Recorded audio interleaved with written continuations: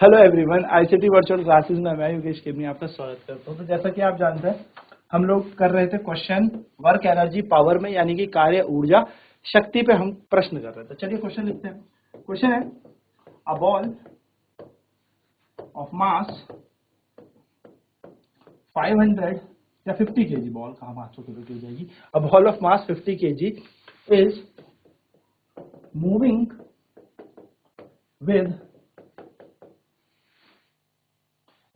with 20 meter per second. Find the kinetic energy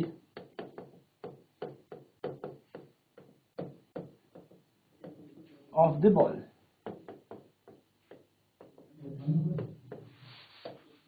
question कह रहा है एक 50 किलो का द्रव्यमान 20 मीटर पर सेकंड के वेग से चलता है। इसकी गतिज ऊर्जा ज्ञात कर। ठीक है, तो एक सिंपल सी यहाँ पर हमें क्या दे रखा है, द्रव्यमान दे रखा है। कितना द्रव्यमान दिया है इस क्वेश्चन के अनुसार? मास हमें यहाँ पर दे रखा है, मास यानी कि हमें वस्तु का द्रव्यमान हमें दे रखा है m बराबर कितना दे रखा है, 50 किलो। वेलोसिटी कितनी है, कितने वेग से ये चल रहा है? तो वेलोसिटी यानी कि वेग इसमें हमारे पास है v बराबर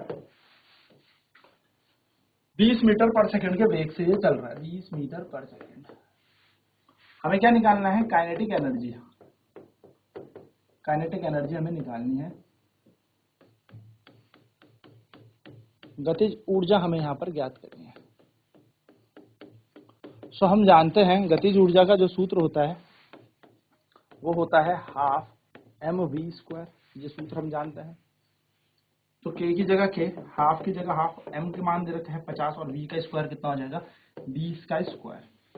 यानी कि अगर हम काइनेटिक एनर्जी देखेंगे तो हाफ गुणा 50 गुणा 20 गुणा 20।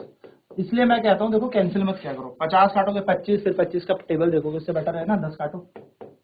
k बराबर 500 गुणा 20, 5 दूनी 10 और 3 0, यानी कि 10,000 जूल है ना। 5 दूनी 10 और 3, यानी कि हम इसको कह सकते हैं 10 किलो जूल यहाँ पर गतिज ऊर्जा इस वस्तु के पास है। चलिए फटाफट से नोट करेंगे क्वेश्चन को।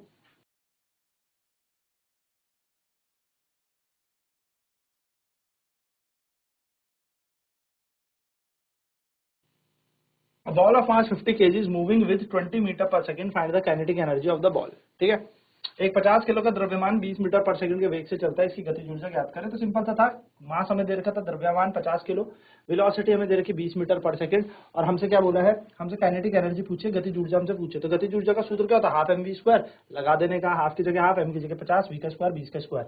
यहाँ पर आ जाएगा 1/2 इंटू 50 इंटू 20 इंटू 10, 2 से कटेगा ये 10 टाइम्स, तो जाएगा 500 गुणा 20, यानी कि 10,000 जूल हमारा आंसर आ जाएगा। अब 10,000 जूल को अगर हम किलो में मतलब 10,000 जूल का मतलब क्या होता है, 10 किलो जूल, तो 10 किलो जूल हमारा आंसर है। चलिए नेक्स्ट क्वेश्चन पे बात करते हैं। क्वेश्चन कह रहा है a body of mass 1000 gram is moving with velocity of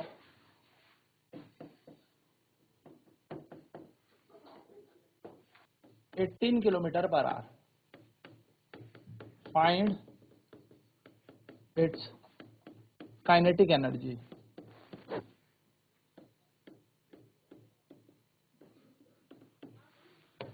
क्या कह रहा है क्वेश्चन, 1000 ग्राम की वस्तु 18 किलोमीटर पर घंटे के वेग से चलती है। इसकी गतिज ऊर्जा ज्ञात करें। ठीक है, इसकी गतिज ऊर्जा ज्ञात करें।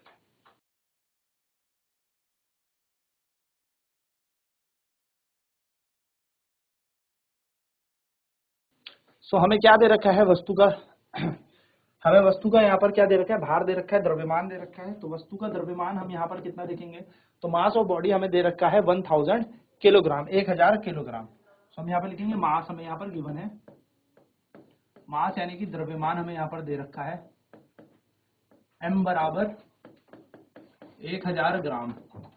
ठीक है, m हमें दे रखा है। वेलोसिटी अगर हम मास को किलोग्राम में निकालें इन केजी किलोग्राम में, तो ये बन जाएगा 1000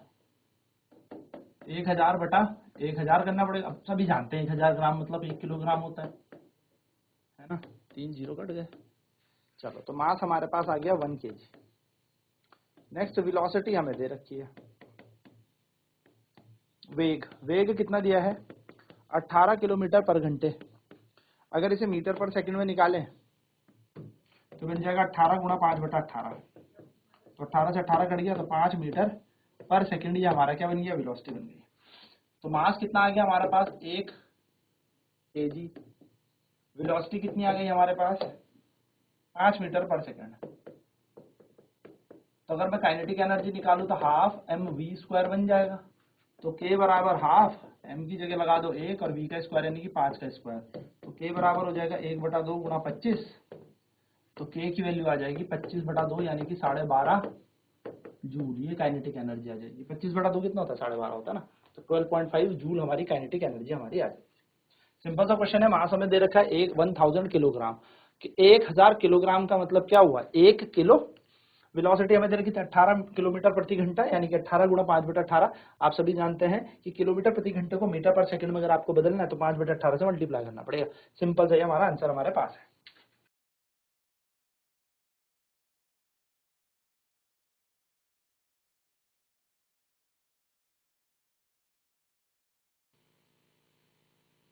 सो m की वैल्यू 1 kg, v बराबर 5 मीटर पर सेकंड, तो k equal to half mv square. तो k equal to half mv का स्क्वायर यानी कि 25।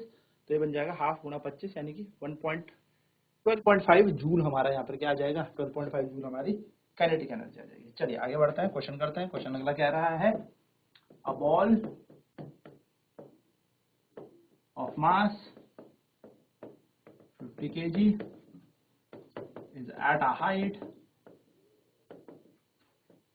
of 50 meter above the ground. Find the potential energy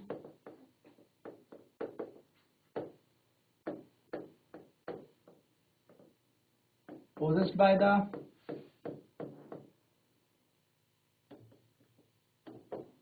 ball. एक 50 किलोग्राम की बॉल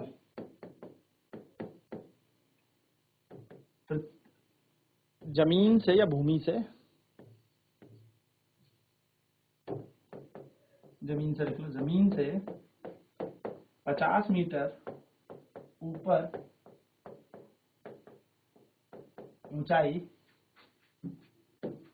पर रखी है।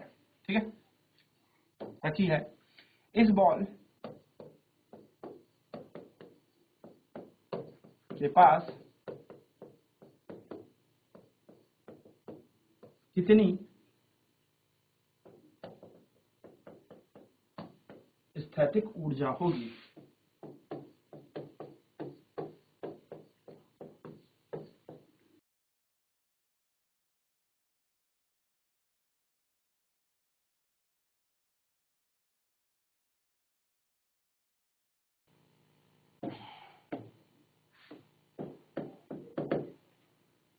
तो हम देखें यहाँ पे मास कितना दिया है, हमें मास दे रखा है बॉल का, यानी कि द्रव्यमान दे रखा है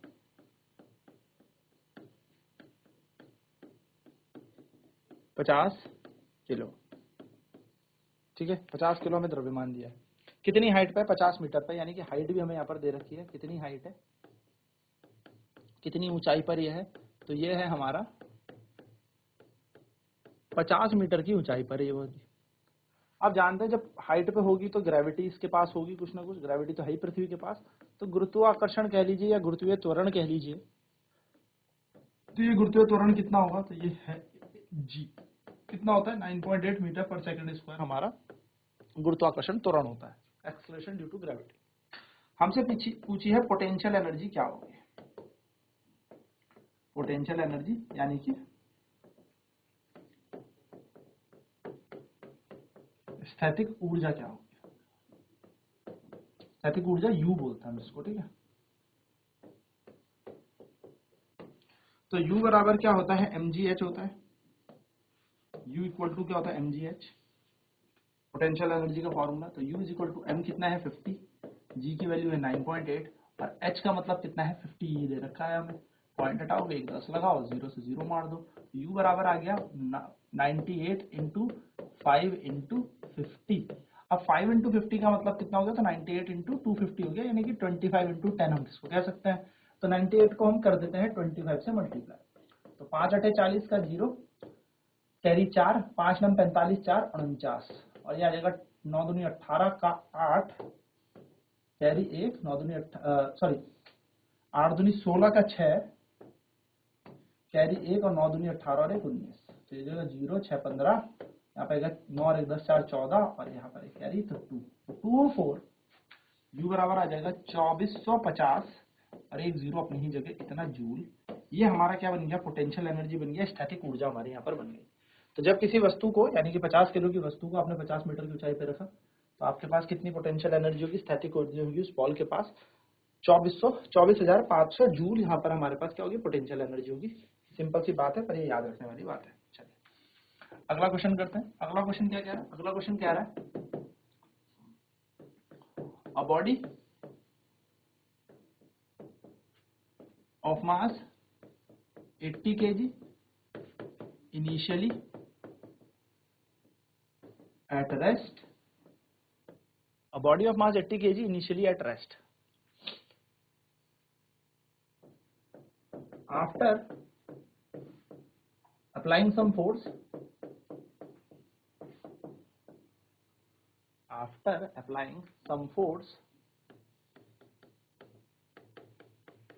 F Newton,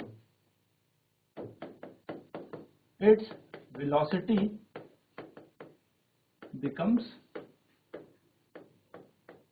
100 meter per second in 10 seconds. Find the first point, magnitude of force,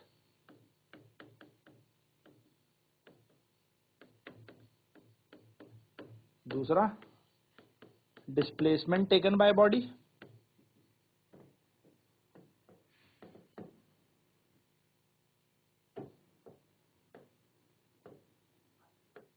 तीसरा work done by the body।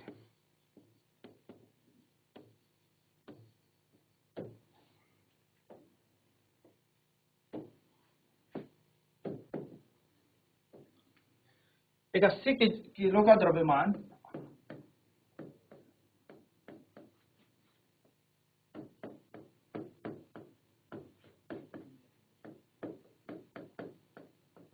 प्रारंभ में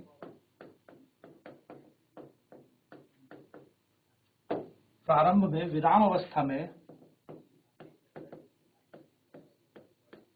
है, इस पर कुछ बल लगाया जाता है।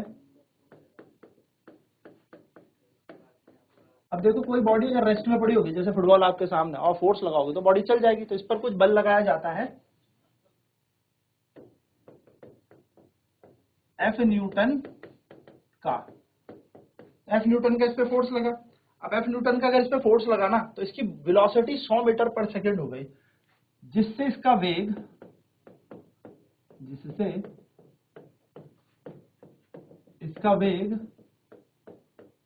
100 मीटर पर सेकंड 10 सेकंड में हो जाता है। ठीक,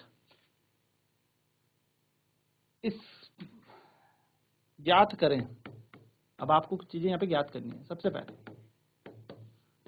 बल का परिमाण, तो बल का परिमाण आपको ज्ञात करना है।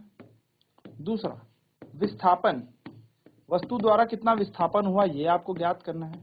और तीसरा आपको ज्ञात करना है कार्य कि कितना वर्क डन हुआ है।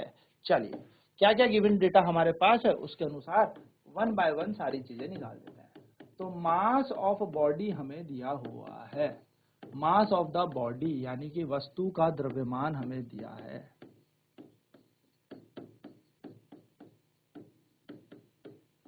m हम मान लेते हैं और m का मान दे रखा है 80 kg। ठीक है, उसने बोला प्रारंभ में विराम अवस्था में, यानी कि इनिशियल वेलोसिटी कितनी है इसकी, तो इनिशियल वेलोसिटी 0 है, क्योंकि विराम का मतलब वेलोसिटी 0। तो इनिशियल वेलोसिटी यानी कि प्रारंभिक वेग कितना है इसका, तो प्रारंभिक वेग इसका है u बराबर 0।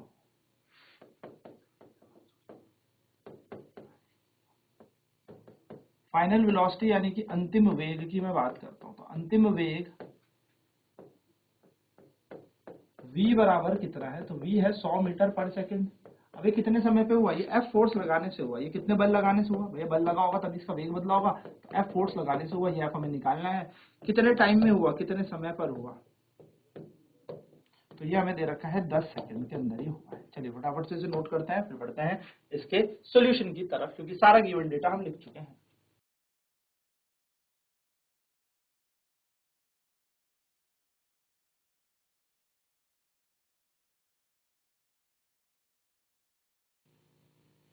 तो बॉडी 80 किलो की विराम अवस्था में, एफ फोर्स लगाने पर इसका वेग 100 मीटर पर सेकंड हो जाता है 10 सेकंड में।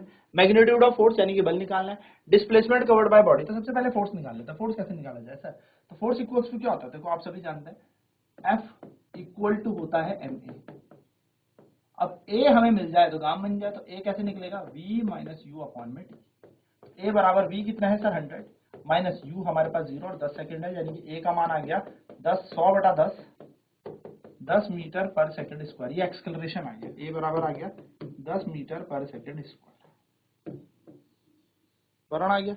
हमें क्या निकालना है, बल। एफ बराबर एम और ए, एफ ऐसे रखो, एम का मान कितना दिया, देखो एम दे रखा है हमें 80 किलो, तो 80 गुणा ए कितना दे रखा है हमें 10, एफ का मान आ जाएगा 80 गुणा 10 यानी कि 800 न्यूटन, 800 न्यूटन हमारा फोर्स आ गया। तो पहला क्वेश्चन सॉल्व हो गया, यही तो निकालना था। क्या निकालना है, फोर्स निकालना है। नेक्स्ट कह रहा है डिस्प्लेसमेंट निकालो, चलिए डिस्प्लेसमेंट निकाल लेते हैं। विस्थापन निकालना तो विस्थापन निकाल लेते हैं।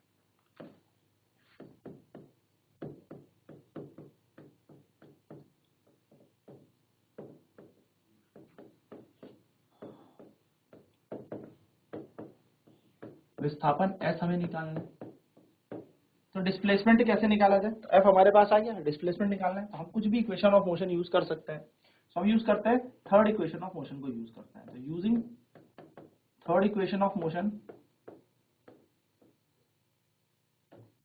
थर्ड इक्वेशन ऑफ मोशन, ठीक है, गति का तीसरा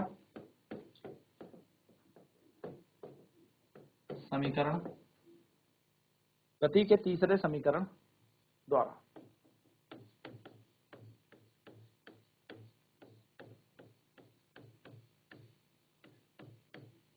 गति के तीसरे समीकरण द्वारा क्या होता है, गति का तीसरा समीकरण v square is equal to u square plus 2as।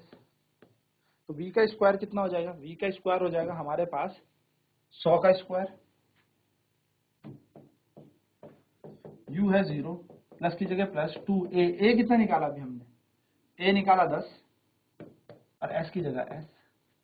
तो 100 का स्क्वायर सॉल्व मत करना, 100 गुणा 100 कर लेना, 20 गुणा s, तो s का मान आ जाएगा 100 गुणा 100 बटा 20, 0 से 0 कट जाएगा, 2 ही कम 2, 2 पंजे 10, s बराबर हो जाएगा 500 मीटर, 500 मीटर, ठीक है, s बराबर है 500 मीटर, ठीक है। हमारे पास क्या क्या डिस्प्लेसमेंट आ गई। अब हम यहाँ पे जानते हैं डिस्प्लेसमेंट निकालना था, तो हम लिख देंगे डिस्प्लेसमेंट भी कितना आ गया 500 मीटर भाई।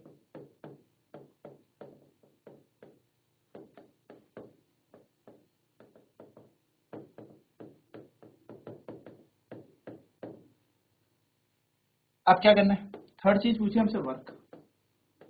सो वर्क तो बहुत आसान हो गया। सो वर्क इक्वल टू क्या होता है, फोर्स इंटू डिस्प्लेसमेंट। फोर्स हमने कितना निकाला अभी देखो 800 न्यूटन, और विस्थापन कितना निकाला अभी हमने 500 मीटर।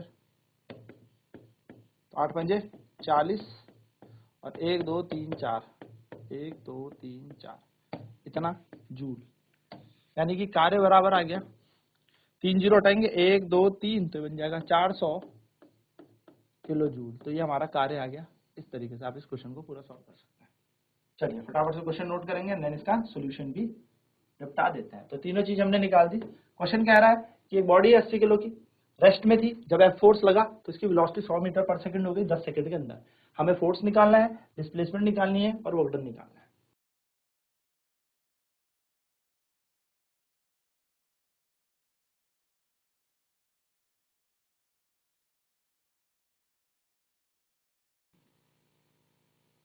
तो एक 80 केजी का द्रव्यमान प्रारंभ में विराम अवस्था में है, इस पर कुछ लगाया जाता है या कुछ इस पर कुछ बल लगाया जाता है, ठीक है, इस पर कुछ बल होगा, यहाँ पे कुछ लगाया जाता नहीं होगा, कुछ बल लगाया जाता है।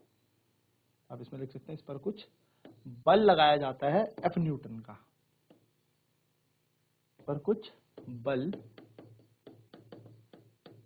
लगाया जाता है एफ न्यूटन का, जिससे इसका वेग 100 मीटर पर सेकंड 10 सेकंड में हो जाता है। ज्ञात करें बल का परिमाण, विस्थापन और कार्य। तीनों चीज हमने कैलकुलेट कर ली है।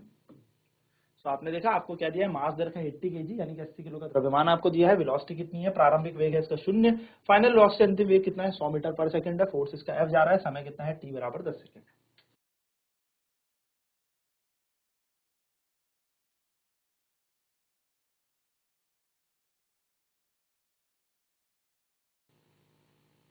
एफ बराबर एम है, तो एफ ए की वैल्यू हो जाएगी वी माइनस यू अपॉन में टी, तो ए बराबर हो जाएगा 100 माइनस 0.10। तो ए निकाल लिया, एक्सेलरेशन त्वरण निकालना आवश्यक था। त्वरण निकालने के बाद हमने बल के सूत्र में लिख दिया एफ बराबर एम ए पे। तो एफ बराबर एम ए पे जैसे हमने ए का मान रखा तो 80 गुणा 10 800 न्यूटन ये बल बन जाएगा, यानी कि फोर्स कितना आ जाएगा, फोर्स आ गया हमारा, बल आ गया 800 न्यूटन, 800 न्यूटन का फोर्स आ गया।